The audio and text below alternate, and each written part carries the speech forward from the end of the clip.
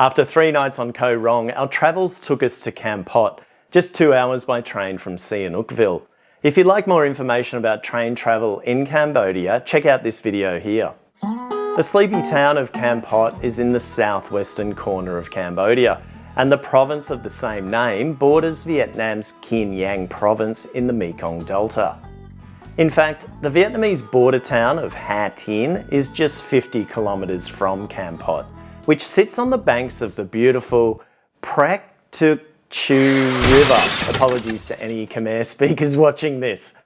Under French colonial rule in the late 1800s to the mid-1900s, Kampot was Cambodia's most important seaport, before the establishment of Sihanoukville around the time the French left in the 1950s.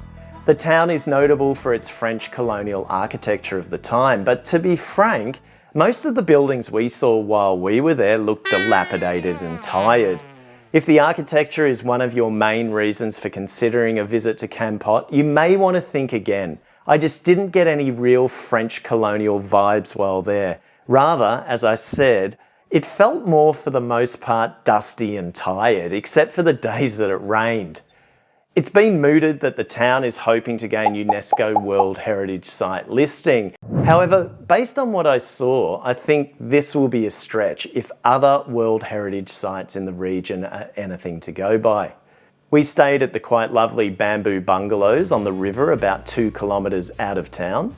There are 3 bungalows perched right on the riverbank in which the room doors open out onto a small deck big enough for 2 people, and where you can sit with a cool beer and just watch the river life go by. These rooms are about $30 a night, but there are also garden view rooms which are probably cheaper, but actually newer and nicer inside.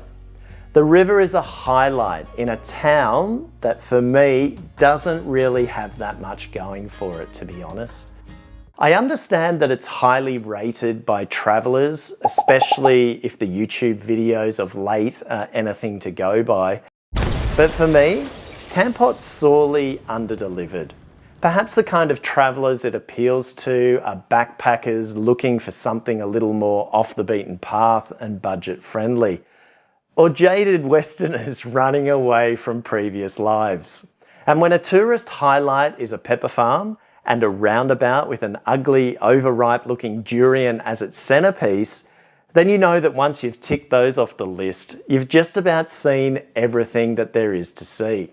I'm sorry, but this was a big letdown. Having said that though, the Hotel Old Cinema is very charming and might be somewhere to consider a stay. The Art Deco facade of the 1950s era cinema that started out life as a theatre in the 1930s has been beautifully restored, but it's the only remaining piece of the original structure. Everything else was built from the ground up in 2019. It's without a doubt the most beautiful building we came across during our stay, although the old fish market building on the river, which is now a restaurant, is also lovely. Now, if you've followed my channel or my social media for a while, you'll know I'm a huge fan of markets, and the Samaki market is a must visit. It's quite a rustic old provincial style market that's pretty dark, dank and grubby, with a roof that feels like it could cave in at any moment under a heavy rainy season deluge. But it's super interesting and boasts a large collection of jewellers whose displays bring a golden glow to the market, and where you can see staff melting down gold and silver to refashion into new pieces of jewellery. Sadly, however, I believe it's at this market where I picked up the worst case of the shits I've had since living in this part of the world. It's hard to know when these things will strike, isn't it? The stall where I ate was busy with local ladies having breakfast. It seemed to tick all the boxes, but I think this bowl of Namban Chok Kari Moan, basically chicken curry noodle soup, was, well, foul.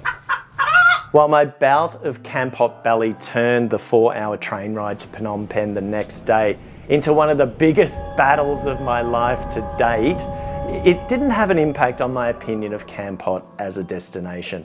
I mean, I've had it plenty of times before in Saigon, but I still love this city. I guess it'll just make my memories of Kampot endure for that little bit longer.